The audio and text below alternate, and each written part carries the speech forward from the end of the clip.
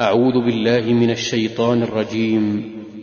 بسم الله الرحمن الرحيم. يا أيها الناس اتقوا ربكم الذي خلقكم من نفس واحدة وخلق منها زوجها وبث منهما رجالا كثيرا ونساء واتقوا الله الذي تساءلون به والأرحام إن الله كان عليكم رقيبا وآتوا اليتامى أموالهم ولا تتبدلوا الخبيث بالطيب ولا تأكلوا أموالهم إلى أموالكم إنه كان حوبا كبيرا وإن خفتم ألا تقسطوا في اليتامى فانكحوا ما طاب لكم من النساء مثنى وثلاث ورباع فإن خفتم ألا تعدلوا فواحدة أو ما ملكت أيمانكم ذلك أدنى ألا تعولوا وآتوا النساء صدقاتهن نحلة فإن طبن لكم عن شيء منه نفسا فكلوه هنيئا مريئا ولا تؤتوا السفهاء أموالكم التي جعل الله لكم قياما وارزقوهم فيها واكسوهم وقولوا لهم قولا معروفا وابتلوا اليتامى حتى إذا بلغوا النكاح فإن آنستم منهم رشدا فادفعوا إليهم أموالهم ولا تأكلوها إسرافا وبدارا أن يكبروا ومن كان غنيا فليستعفف ومن كان فقيرا فليأكل بالمعروف فإذا دفعتم إليهم أموالهم فأشهدوا عليهم وكفى بالله حسيبا. للرجال نصيب مما ترك الوالدان والأقربون وللنساء نصيب مما ترك الوالدان والأقربون مما قل منه أو كثر نصيبا مفروضا وإذا حضر القسمة أولو القربى واليتامى والمساكين فارزقوهم منه وقولوا لهم قولا معروفا وليخشى الذين لو تركوا من خلفهم ذرية ضعافا خافوا عليهم فليتقوا الله وليقولوا قولا سديدا إن الذين يأكلون أموال اليتامى ظلما إنما يأكلون في بطونهم نارا وسيصلون سعيرا يوصيكم الله في أولادكم للذكر مثل حظ الأنثيين فإن كن نساء فوق 2 فلهن ثلثا ما ترك وإن كانت واحدة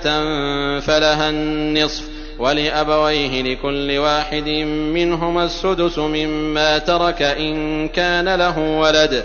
فإن لم يكن له ولد وورثه أبواه فلأمه الثلث فإن كان له إخوة فلأمه السدس من بعد وصية يوصي بها أو دين. آباؤكم وأبناؤكم لا تدرون أيهم أقرب لكم نفعا فريضة من الله إن الله كان عليما حكيما. ولكم نصف ما ترك أزواجكم إن لم يكن لهن ولد فإن كان لهن ولد فلكم الربع مما تركن من بعد وصية يوصين بها أو دين ولهن الربع مما تركتم إن لم يكن لكم ولد فإن كان لكم ولد فلهن الثمن مما تركتم من بعد وصية توصون بها أو دين وإن كان رجل يورث كلالة أو امرأة وله أخ أو أخت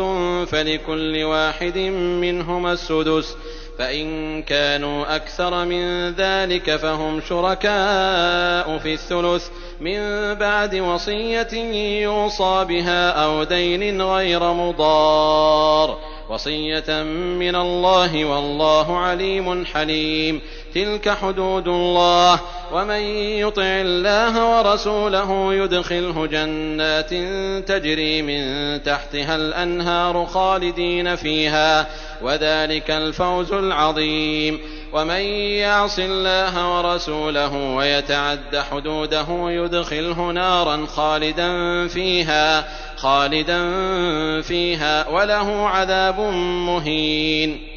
واللاتي يأتين الفاحشة من نسائكم فاستشهدوا عليهن 4 منكم، فإن شهدوا فأمسكوهن في البيوت حتى يتوفاهن الموت أو يجعل الله لهن سبيلا. واللذان يأتيانها منكم فآذوهما، فإن تابا وأصلحا فأعرضوا عنهما، إن الله كان توابا رحيما. إنما التوبة على الله للذين يعملون السوء بجهالة ثم يتوبون من قريب فأولئك يتوب الله عليهم، وكان الله عليما حكيما. وليست التوبة للذين يعملون السيئات حتى إذا حضر أحدهم الموت قال إني تبت الآن، ولا الذين يموتون وهم كفار، أولئك أعتدنا لهم عذابا أليما. يا أيها الذين آمنوا لا يحل لكم أن ترثوا النساء كرها ولا تعضلوهن لتذهبوا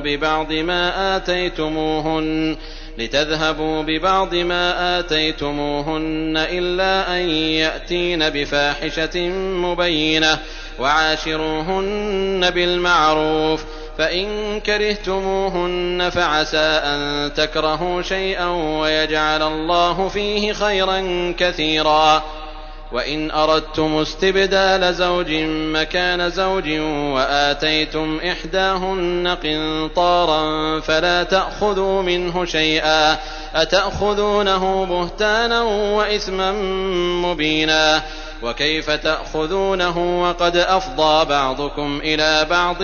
وأخذن منكم ميثاقا غليظا.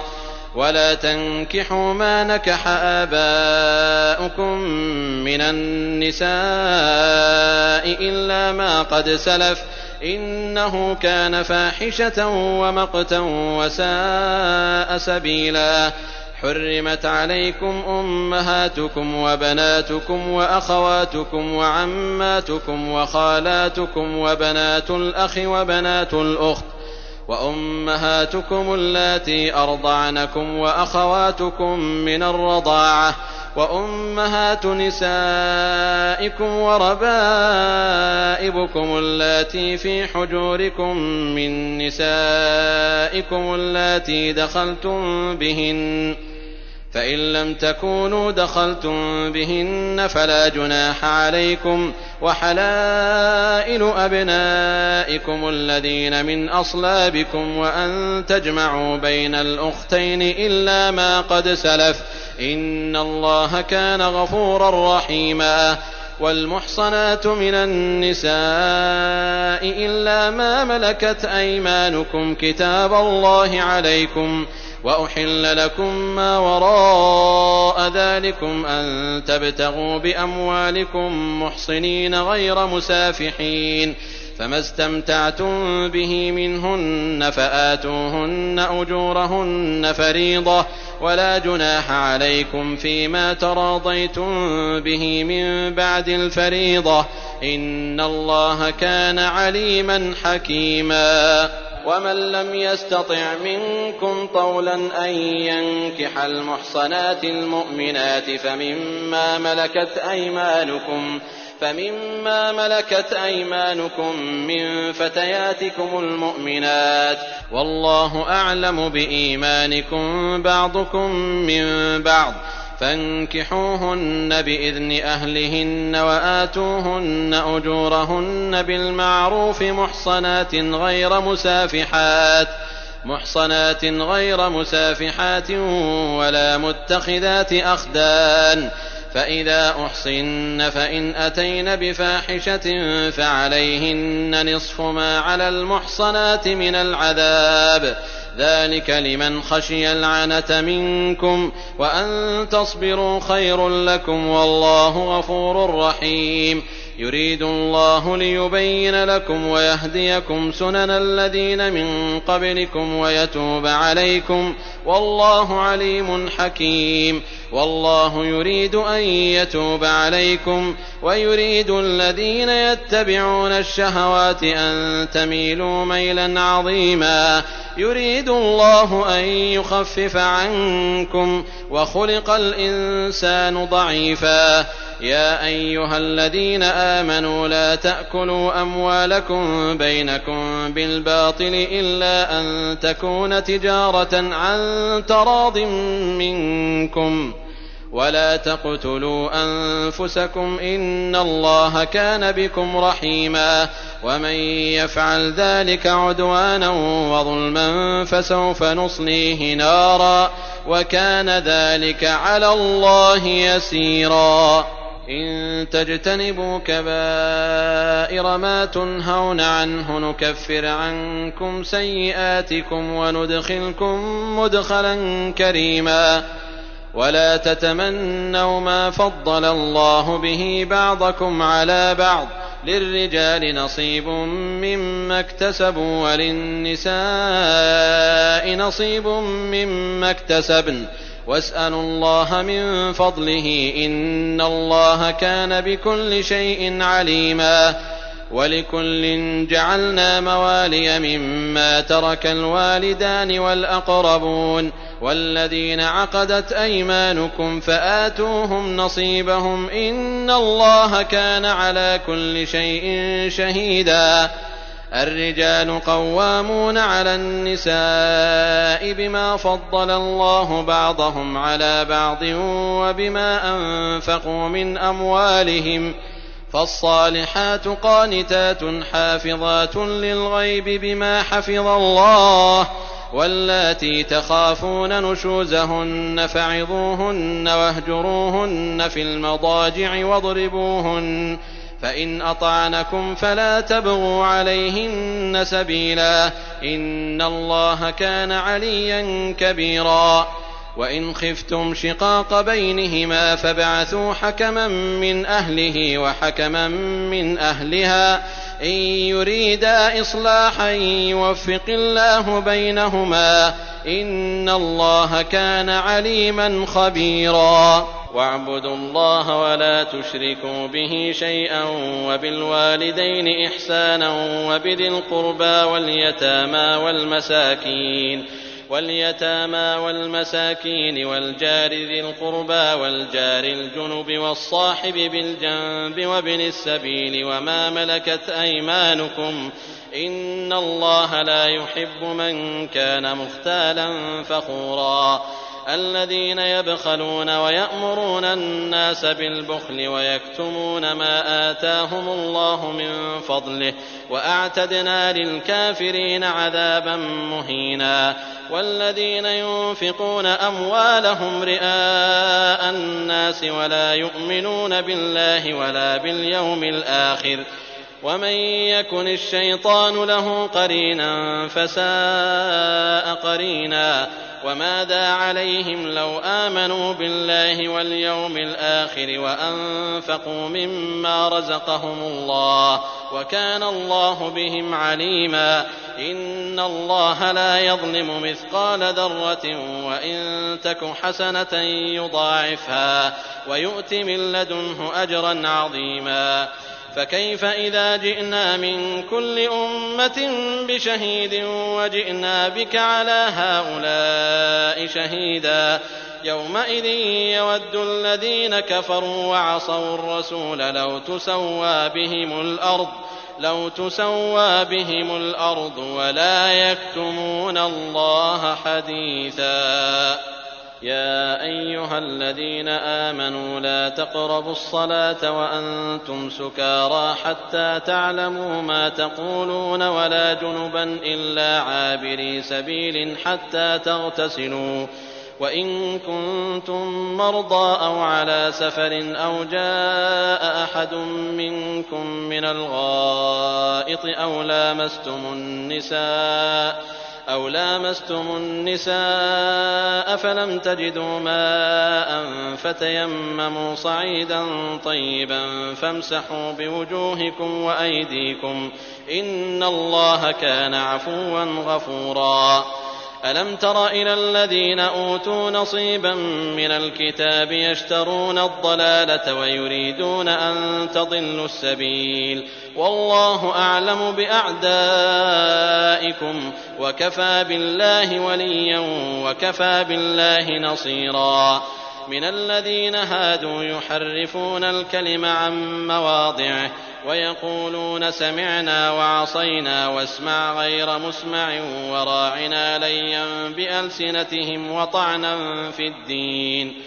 ولو أنهم قالوا سمعنا وأطعنا واسمع وانظرنا لكان خيرا لهم وأقوم ولكن لعنهم الله بكفرهم فلا يؤمنون إلا قليلا. يا أيها الذين أوتوا الكتاب آمنوا بما نزلنا مصدقا لما معكم من قبل أن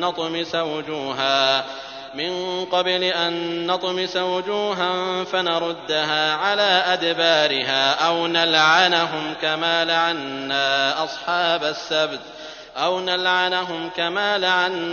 أصحاب السبت وكان أمر الله مفعولا. إن الله لا يغفر أن يشرك به ويغفر ما دون ذلك لمن يشاء ومن يشرك بالله فقد افترى إثما عظيما. ألم تر إلى الذين يزكون أنفسهم بل الله يزكي من يشاء ولا يظلمون فتيلا. انظر كيف يفترون على الله الكذب وكفى به إثما مبينا. ألم تر إلى الذين أوتوا نصيبا من الكتاب يؤمنون بالجبت والطاغوت ويقولون للذين كفروا هؤلاء أهدى من الذين آمنوا سبيلا. أولئك الذين لعنهم الله ومن يلعن الله فلن تجد له نصيرا. أم لهم نصيب من الملك فإذا لا يؤتون الناس نقيرا. أم يحسدون الناس على ما آتاهم الله من فضله فقد آتينا آل إبراهيم الكتاب والحكمة وآتيناهم ملكا عظيما. فمنهم من آمن به ومنهم من صد عنه وكفى بجهنم سعيرا. إن الذين كفروا بآياتنا سوف نصليهم نارا كلما نضجت جلودهم بدلناهم جلودا غيرها ليذوقوا العذاب إن الله كان عزيزا حكيما. والذين آمنوا وعملوا الصالحات سندخلهم جنات تجري من تحتها الأنهار خالدين فيها أبدا لهم فيها أزواج مطهرة وندخلهم ظلا ظليلا. إن الله يأمركم أن تؤدوا الأمانات إلى أهلها وإذا حكمتم بين الناس أن تحكموا بالعدل إن الله نعم ما يعظكم به إن الله كان سميعا بصيرا. يا أيها الذين آمنوا أطيعوا الله وأطيعوا الرسول وأولي الأمر منكم فإن تنازعتم في شيء فردوه إلى الله والرسول إن كنتم تؤمنون بالله واليوم الآخر ذلك خير وأحسن تأويلا. ألم تر إلى الذين يزعمون أنهم آمنوا بما أنزل إليك وما أنزل من قبلك يريدون أن يتحاكموا إلى الطاغوت وقد أمروا أن يكفروا به ويريد الشيطان أن يضلهم ضلالا بعيدا. وإذا قيل لهم تعالوا إلى ما أنزل الله وإلى الرسول رأيت المنافقين يصدون عنك صدودا. فكيف إذا أصابتهم مصيبة بما قدمت أيديهم ثم جاءوك يحلفون بالله إن أردنا إلا إحسانا وتوفيقا أولئك الذين يعلم الله ما في قلوبهم فأعرض عنهم وعظهم وقل لهم في أنفسهم قولا بليغا وما أرسلنا من رسول إلا ليطاع بإذن الله ولو أنهم إذ ظلموا أنفسهم جاءوك فاستغفروا الله واستغفر لهم الرسول لوجدوا الله توابا رحيما فلا وربك لا يؤمنون حتى يحكموك فيما شجر بينهم ثم لا يجدوا في أنفسهم حرجا مما قضيت ويسلموا تسليما ولو أنا كتبنا عليهم أن اقتلوا أنفسكم أو اخرجوا من دياركم ما فعلوه إلا قليل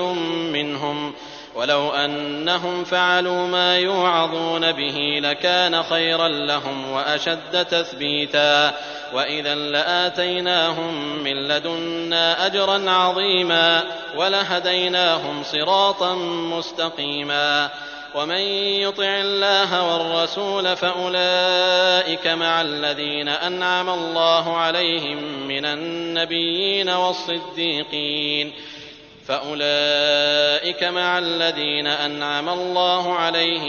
النبيين والصديقين والشهداء والصالحين وحسن أولئك رفيقا ذلك الفضل من الله وكفى بالله عليما يا أيها الذين آمنوا خذوا حذركم فانفروا ثبات أو انفروا جميعا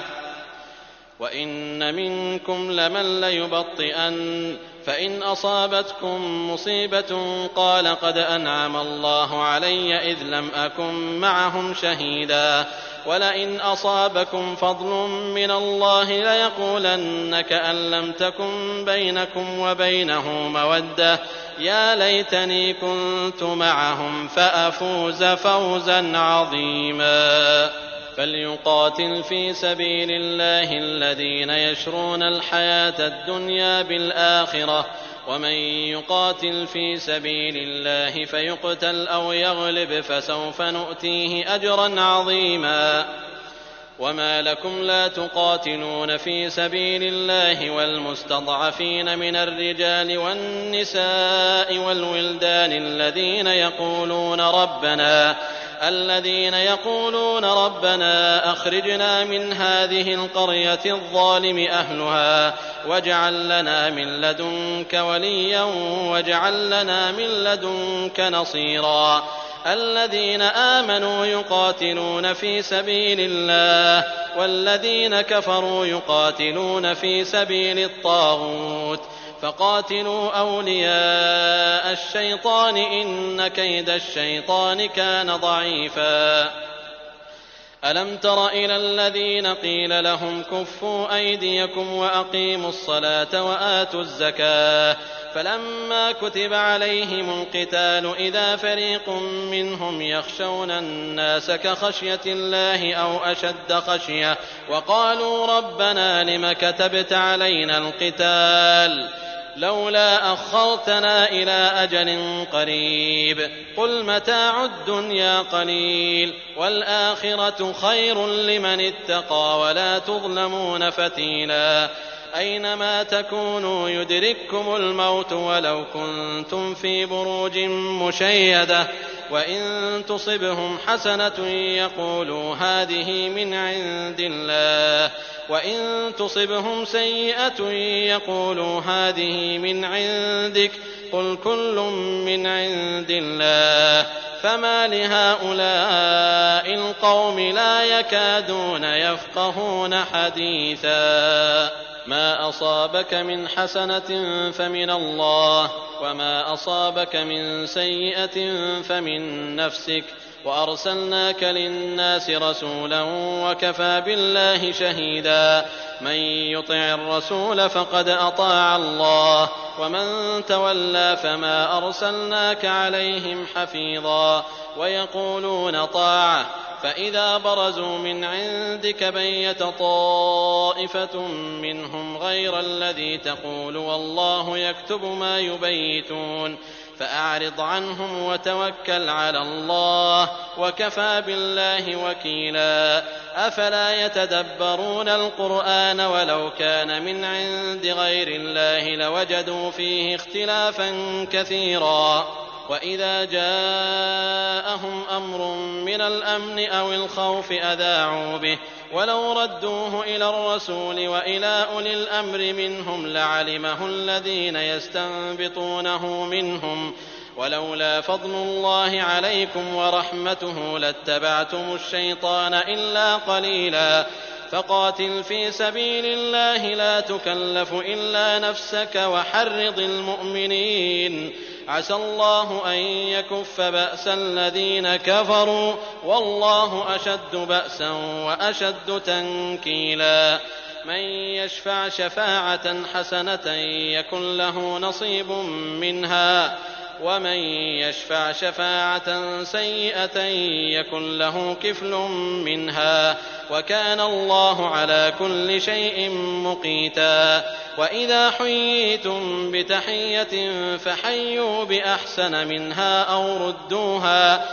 إن الله كان على كل شيء حسيبا. الله لا إله إلا هو ليجمعنكم إلى يوم القيامة لا ريب فيه ومن أصدق من الله حديثا.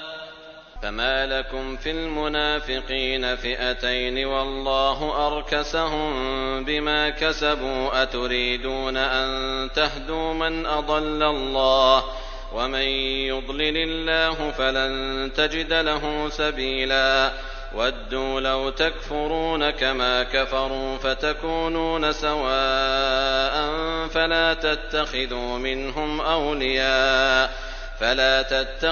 منهم أولياء حتى يهاجروا في سبيل الله فإن تولوا فخذوهم وقتلوهم حيث وجدتموهم ولا تتخذوا منهم وليا ولا نصيرا إلا الذين يصلون إلى قوم بينكم وبينهم ميثاق أو جاءوكم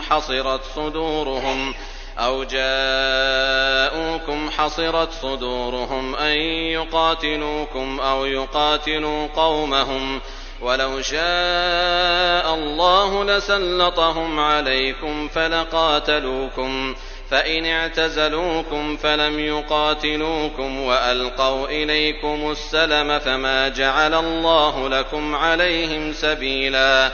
ستجدون آخرين يريدون أن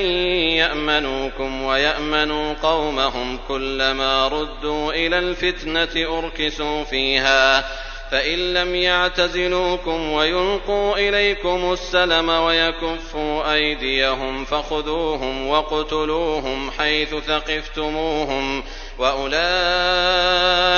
جعلنا لكم عليهم سلطانا مبينا. وما كان لمؤمن أن يقتل مؤمنا إلا خطأ ومن قتل مؤمنا خطأ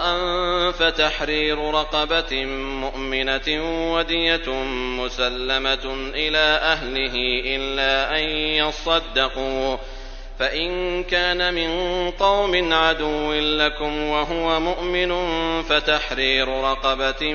مؤمنة وإن كان من قوم بينكم وبينهم ميثاق فدية مسلمة إلى أهله وتحرير رقبة مؤمنة فمن لم يجد فصيام شهرين متتابعين توبة من الله وكان الله عليما حكيما. ومن يقتل مؤمنا متعمدا فجزاؤه جهنم خالدا فيها وغضب الله عليه ولعنه وأعد له عذابا عظيما. يا أيها الذين آمنوا إذا ضربتم في سبيل الله ولا تقولوا لمن ألقى إليكم السلام لست مؤمنا تبتغون عرض الحياة الدنيا فعند الله مغانم كثيرة كذلك كنتم من قبل فمن الله عليكم فتبينوا إن الله كان بما تعملون خبيرا. لا يستوي القاعدون من المؤمنين غير أولي الضرر والمجاهدون في سبيل الله بأموالهم وأنفسهم فضل الله المجاهدين بأموالهم وأنفسهم على القاعدين درجة وكلا وعد الله الحسنى وفضل الله المجاهدين على القاعدين أجرا عظيما درجات منه ومغفرة ورحمة وكان الله غفورا رحيما. إن الذين توفاهم الملائكة ظالمي أنفسهم قالوا فيم كنتم قالوا كنا مستضعفين في الأرض قالوا ألم تكن أرض الله واسعة فتهاجروا فيها فأولئك مأواهم جهنم وساءت مصيرا إلا المستضعفين من الرجال والنساء والولدان لا يستطيعون حيلة ولا يهتدون سبيلا فأولئك عسى الله أن يعفو عنهم وكان الله عفوا غفورا. ومن يهاجر في سبيل الله يجد في الأرض مراغما كثيرا وسعة ومن يخرج من بيته مهاجرا إلى الله ورسوله ثم يدركه الموت فقد وقع أجره على الله وكان الله غفورا رحيما.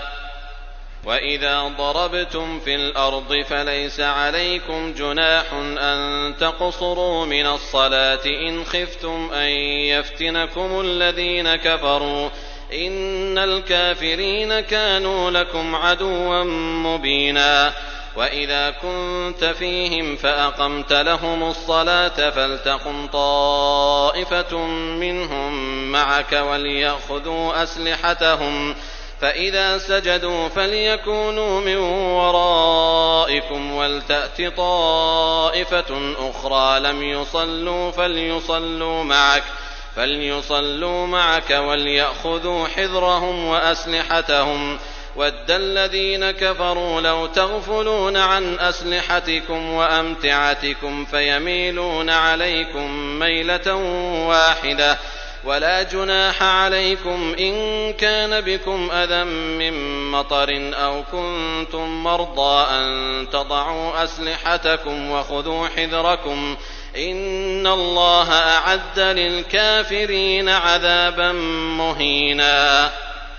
فإذا قضيتم الصلاة فاذكروا الله قياما وقعودا وعلى جنوبكم فإذا اطمأننتم فأقيموا الصلاة إن الصلاة كانت على المؤمنين كتابا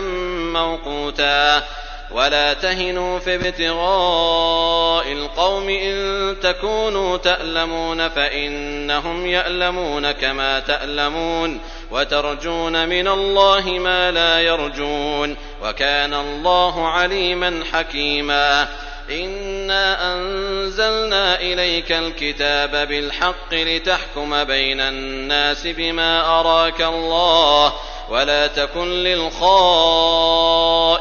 خصيما واستغفر الله إن الله كان غفورا رحيما. ولا تجادل عن الذين يختانون أنفسهم إن الله لا يحب من كان خوانا أثيما. يستخفون من الناس ولا يستخفون من الله وهو معهم إذ يبيتون ما لا يرضى من القول وكان الله بما يعملون محيطا. ها أنتم هؤلاء جادلتم عنهم في الحياة الدنيا فمن يجادل الله عنهم يوم القيامة أم من يكون عليهم وكيلا. ومن يعمل سوءا أو يظلم نفسه ثم يستغفر الله يجد الله غفورا رحيما ومن يكسب إثما فإنما يكسبه على نفسه وكان الله عليما حكيما ومن يكسب خطيئة أو إثما ثم يرم به بريئا فقد احتمل بهتانا وإثما مبينا ولولا فضل الله عليك ورحمته لهمت طائفة منهم أن يضلوك وما يضلون إلا أنفسهم وما يضرونك من شيء وأنزل الله عليك الكتاب والحكمة وعلمك ما لم تكن تعلم وكان فضل الله عليك عظيما لا خير في كثير من نجواهم إلا من أمر بصدقة أو معروف أو إصلاح بين الناس ومن يفعل ذلك ابتغاء مرضات الله فسوف نؤتيه أجرا عظيما ومن يشاقق الرسول من بعد ما تبين له الهدى ويتبع غير سبيل المؤمنين نوله ما تولى ونصله جهنم وساءت مصيرا إن الله لا يغفر أن يشرك به ويغفر ما دون ذلك لمن يشاء ومن يشرك بالله فقد ضل ضلالا بعيدا إن يدعون من دونه إلا إناثا وإن يدعون إلا شيطانا مريدا لعنه الله وقال لأتخذن من عبادك نصيبا مفروضا ولأضلنهم ولأمنينهم ولآمرنهم فليبتكن آذان الأنعام ولآمرنهم فليغيرن خلق الله ومن يتخذ الشيطان وليا من دون الله فقد خسر خسرانا مبينا يعدهم ويمنيهم وما يعدهم الشيطان إلا غرورا أولئك مأواهم جهنم ولا يجدون عنها محيصا والذين آمنوا وعملوا الصالحات سندخلهم جنات تجري من تحتها الأنهار خالدين فيها أبدا وعد الله حقا ومن أصدق من الله قيلا ليس بأمانيكم ولا أماني أهل الكتاب من يعمل سوءا يجز به ولا يجد له من دون الله وليا ولا نصيرا ومن يعمل من الصالحات من ذكر أو أنثى وهو مؤمن فأولئك يدخلون الجنة ولا يظلمون نقيرا ومن أحسن دينا ممن أسلم وجهه لله وهو محسن واتبع ملة إبراهيم حنيفا واتخذ الله إبراهيم خليلا ولله ما في السماوات وما في الأرض وكان الله بكل شيء محيطا ويستفتونك في النساء قل الله يفتيكم فيهن وما يتلى عليكم في الكتاب في يتامى النساء اللاتي لا تؤتونهن ما كتب لهن وترغبون أن تنكحوهن والمستضعفين من الولدان وأن تقوموا لليتامى بالقسط وما تفعلوا من خير فإن الله كان به عليما وإن امرأة خافت من بعلها نشوزا أو إعراضا فلا جناح عليهما أن يصلحا بينهما صلحا والصلح خير وأحضرت الأنفس الشح وإن تحسنوا وتتقوا فإن الله كان بما تعملون خبيرا ولن تستطيعوا أن تعدلوا بين النساء ولو حرصتم فلا تميلوا كل الميل فتذروها كالمعلقة وإن تصلحوا وتتقوا فإن الله كان غفورا رحيما وإن يتفرقا يغن الله كلا من سعته وكان الله واسعا حكيما ولله ما في السماوات وما في الأرض ولقد وصينا الذين أوتوا الكتاب من قبلكم وإياكم أن اتقوا الله وإن تكفروا فإن لله ما في السماوات وما في الأرض وكان الله غنيا حميدا ولله ما في السماوات وما في الأرض وكفى بالله وكيلا إن يشأ يذهبكم أيها الناس ويأت بآخرين وكان الله على ذلك قديرا من كان يريد ثواب الدنيا فعند الله ثواب الدنيا والآخرة وكان الله سميعا بصيرا يا أيها الذين آمنوا كونوا قوامين بالقسط شهداء لله ولو على أنفسكم أو الوالدين والأقربين إن يكن غنيا أو فقيرا فالله أولى بهما فلا تتبعوا الهوى أن تعدلوا وإن تلووا أو تعرضوا فإن الله كان بما تعملون خبيرا يا أيها الذين آمنوا بالله ورسوله والكتاب الذي نزل على رسوله والكتاب الذي أنزل من قبل ومن يكفر بالله وملائكته وكتبه ورسله واليوم الآخر فقد ضل ضلالا بعيدا إن الذين آمنوا ثم كفروا ثم آمنوا ثم كفروا ثم ازدادوا كفرا لم يكن الله ليغفر لهم ولا ليهديهم سبيلا بشر المنافقين بأن لهم عذابا أليما الذين يتخذون الكافرين أولياء من دون المؤمنين أيبتغون عندهم العزة فإن العزة لله جميعا وقد نزل عليكم في الكتاب أن إذا سمعتم آيات الله يكفر بها ويستهزأ بها فلا تقعدوا معهم حتى يخوضوا في حديث غيره إنكم إذا مثلهم إن الله جامع المنافقين والكافرين في جهنم جميعا الذين يتربصون بكم فإن كان لكم فتح من الله قالوا ألم نكن معكم وإن كان للكافرين نصيب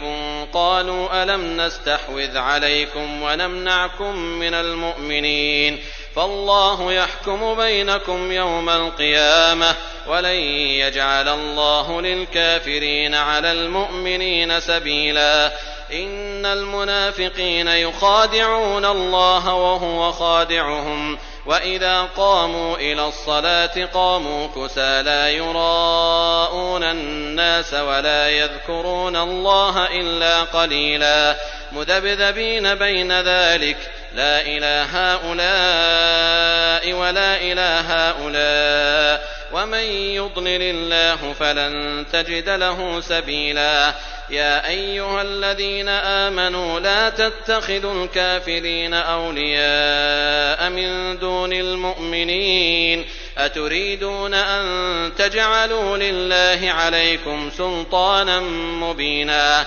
إن المنافقين في الدرك الأسفل من النار ولن تجد لهم نصيرا إلا الذين تابوا وأصلحوا واعتصموا بالله وأخلصوا دينهم لله فأولئك مع المؤمنين وسوف يؤتي الله المؤمنين أجرا عظيما ما يفعل الله بعذابكم إن شكرتم وآمنتم وكان الله شاكرا عليما لا يحب الله الجهر بالسوء السوء من القول إلا من ظلم، وكان الله سميعا عليما. إن تبدوا خيرا أو تخفوه أو تعفوا عن سوء فإن الله كان عفوا قديرا.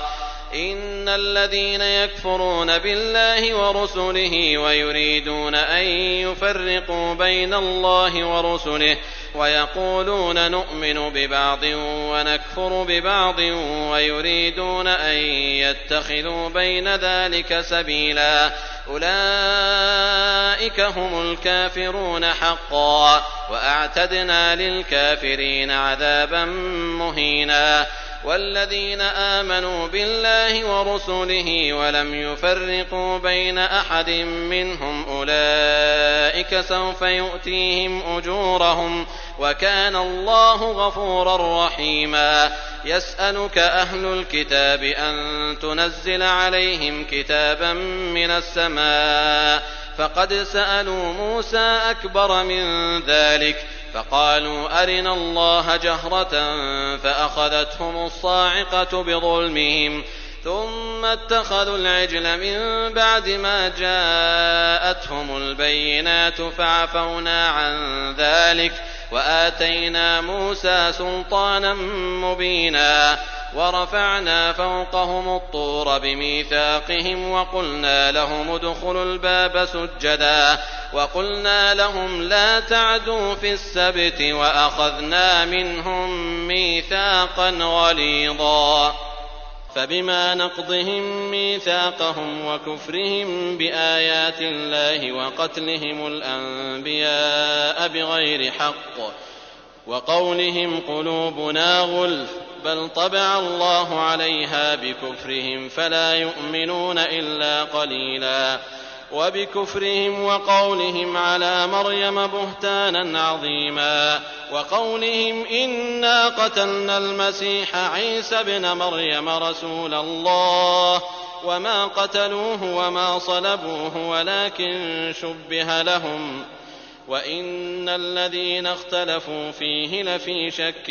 منه ما لهم به من علم إلا اتباع الظن وما قتلوه يقينا بل رفعه الله إليه وكان الله عزيزا حكيما.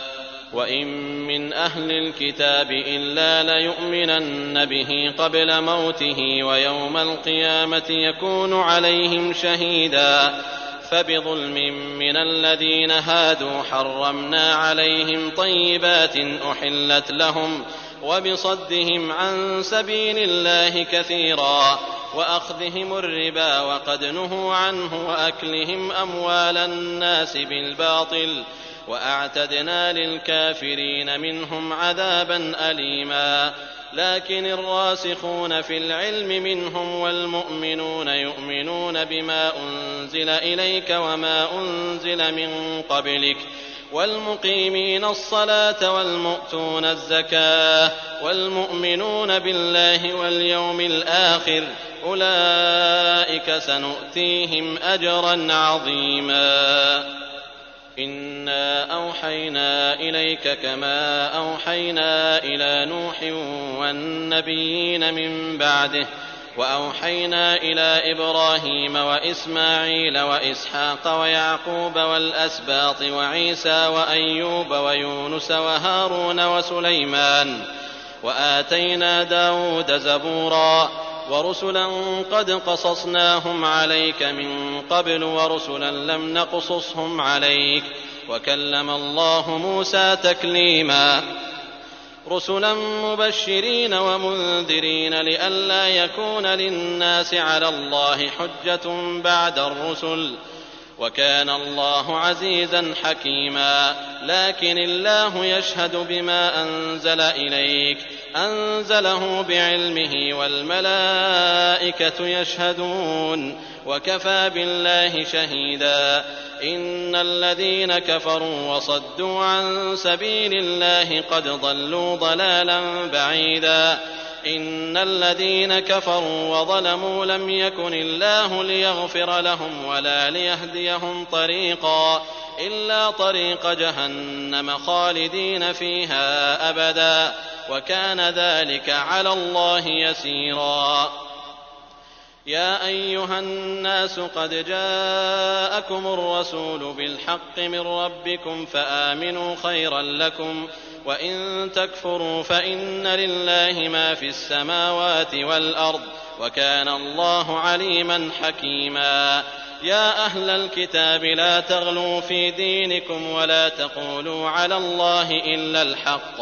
إنما المسيح عيسى ابن مريم رسول الله وكلمته ألقاها إلى مريم وروح